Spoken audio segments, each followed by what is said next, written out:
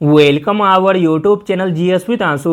Bihar SI PT के लिए आज हम लोग सेट नंबर 45 को लगाने वाले हैं। इससे पहले सेट नंबर 1 से 44 तक ऑलरेडी करा दिया गया है। जो लोग नहीं देखे हैं तो वो लोग प्लेलिस्ट चेक कर सकते हैं। स्टार्ट करने से पहले आप लोगों से एक ही रिक्वेस्ट है, प्लीज़ वीडियो को लाइक और सेशन ख़त्म होने के बाद किसी भी एक ग्रुप में शेयर जरूर कर दीजिएगा। चलिए शुरू करते हैं और आप लोग भी सोचिएगा अपना आंसर क्या हो सकता है।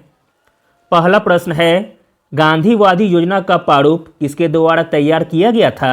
इंपॉर्टेंट प्रश्न है। गांधीवादी योजना का प्रारूप तैयार किया गया था श्रीमान नारायण अग्रवाल जी के द्वारा। ऑप्शन नंबर ए। गांधीवादी योजना का प्रारूप 1944 में श्रीमान नारायण अग्रवाल ने तैयार किया था। अगला प्रश्न देखते हैं। इंपॉर्टेंट प्रश्न है, सुकन्या समृद्धि योजना कब शुरू की गई थी। सुकन्या समृद्धि योजना शुरू की गई थी जनवरी 2015 में। Option number C. इस योजना को प्रधानमंत्री नरेंद्र मोदी ने 22 जनवरी 2015 को बेटी बचाओ बेटी पढ़ाओ अभियान के एक अंग के रूप में शुरू किया था। अगला प्रश्न देखते हैं। इंपॉर्टेंट प्रश्न है, मूल संरचना या ढांचे का सिद्धांत पहली बार निम्नलिखित में से किस मामले के तहत स्थापित किया गया था। तो दोस्तों वह मामला था Sajjan Singh case. Option number ए। मूल संरचना का सिद्धांत को सबसे पहले न्यायमूर्ति मधलकर ने सज्जन सिंह केस, जो कि 1965 में हुआ था, पाकिस्तान के सर्वोच्च न्यायालय के 1963 के एक फैसले का हवाला देते हुए पेश किया था। अगला प्रश्न देखते हैं। इंपॉर्टेंट प्रश्न है, भारतीय संविधान का कौन सा अनुसूची भारत के नियंत्रक और महालेखक परीक्षक के लिए प्रावधान देती है। तो दोस्तों वह अनुसूची है दूसरी अनुसूची। Option number A. अगला प्रश्न देखते हैं। बरौनी थर्मल पावर स्टेशन किस वर्ष चालू किया गया था। इंपॉर्टेंट प्रश्न है। बरौनी थर्मल पावर स्टेशन शुरू किया गया था वर्ष 1962 में। Option number B. अगला प्रश्न देखते हैं। इंपॉर्टेंट प्रश्न है, पहली बार वार्षिक योजना किस वर्ष लागू की गई थी। पहली बार वार्षिक योजना लागू की गई थी 1966 में। Option number A. अगला प्रश्न देखते हैं। इंपॉर्टेंट प्रश्न है, किस वर्ष में राजकोषीय उत्तरदायित्व और बजट प्रबंधन विधेयक पेश किया गया था। तो दोस्तों वह वर्ष था वर्ष 2000 का। 2000 में राजकोषीय उत्तरदायित्व और बजट प्रबंधन विधेयक पेश किया गया था। अगला प्रश्न देखते हैं। इंपॉर्टेंट प्रश्न है, यूरोपा डैश का प्राकृतिक उपग्रह है। तो दोस्तों यूरोपा प्राकृतिक उपग्रह है बृहस्पति ग्रह का। Option number A.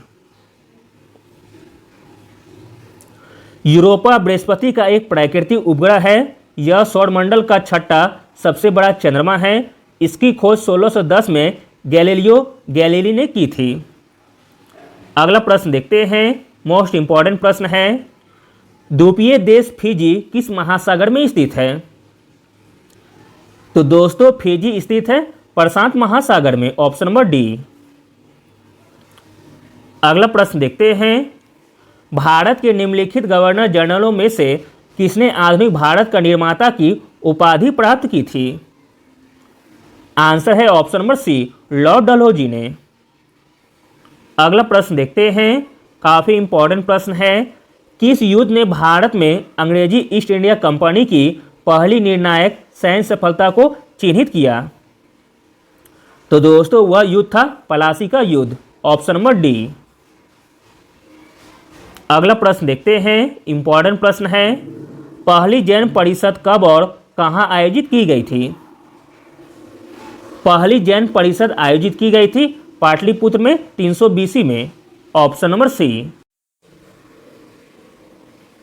अगला प्रश्न है, किस वर्ष में सुभाष चंद्र बोस कोलकाता नगर पालिका के मुख्य कार्यकारी अधिकारी बने थे। आंसर है ऑप्शन नंबर सी, 1924 में। 1924 में सुभाष चंद्र बोस कोलकाता नगर पालिका के मुख्य कार्यकारी अधिकारी बने थे। अगला प्रश्न देखते हैं। काफ़ी इंपॉर्टेंट प्रश्न है। द बुद्ध एंड हिज धम्म पुस्तक किसके द्वारा लिखी गई थी? द बुद्ध एंड हिज धम्म पुस्तक लिखी गई थी डॉक्टर बी.आर. अम्बेडकर के द्वारा, ऑप्शन नंबर सी। अगला प्रश्न देखते हैं, नमामि गंगे कार्यक्रम किस वर्ष शुरू किया गया था? नमामि गंगे कार्यक्रम शुरू किया गया था वर्ष 2014 में, ऑप्शन नंबर सी। अगला प्रश्न देखते हैं, इंपॉर्टेंट प्रश्न है, अनुच्छेद 243H निम्नलिखित में से किस कथन से संबंधित है? तो दोस्तों अनुच्छेद 243H संबंधित है पंचायतों द्वारा और निधियों पर कर लगाने का अधिकार से, ऑप्शन नंबर सी।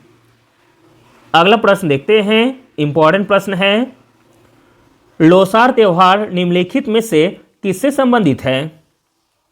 तो दोस्तों लोसार त्यौहार संबंधित है लद्दाख से, ऑप्शन नंबर ए।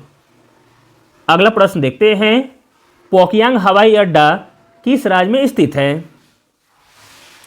पोखयांग हवाई अड्डा स्थित है सिक्किम में, ऑप्शन नंबर ए। अगला प्रश्न है, हर्बल चिकित्सा का संबंध में प्राचीन भारतीय साहित्य कौन सा है? तो दोस्तों वह साहित्य हो जाएगा चरक संहिता, ऑप्शन नंबर ए। हर्बल चिकित्सा से संबंधित प्राचीन भारतीय साहित्य हो जाएगा चरक संहिता। अगला प्रश्न देखते हैं, इंपॉर्टेंट प्रश्न है, भारत की दूसरी सबसे लंबी नदी बेसिन कौन सी है? भारत की दूसरी सबसे लंबी नदी बेसिन है Godavari basin, option number C. Ganga के बाद गोदावरी भारत की दूसरी सबसे लंबी नदी है। अगला प्रश्न देखते हैं, बिखरे मोती के लेखक या लेखिका कौन है? बिखरे मोती के लेखक या लेखिका हैं Subhadra Kumari Chauhan, option number C. अगला प्रश्न देखते हैं, किस धार्मिक नेता ने भारत में 4 मठ स्थापित किए?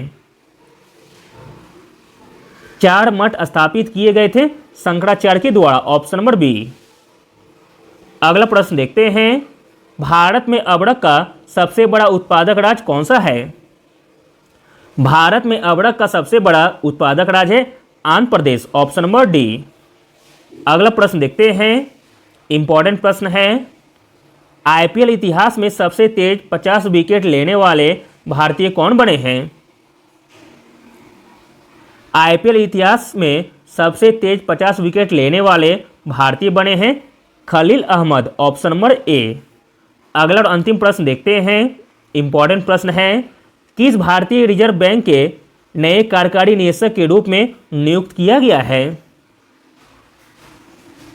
भारतीय रिजर्व बैंक के नए कार्यकारी निदेशक के रूप में नियुक्त किया गया है नीरज निगम जी को, option number A. Thank you.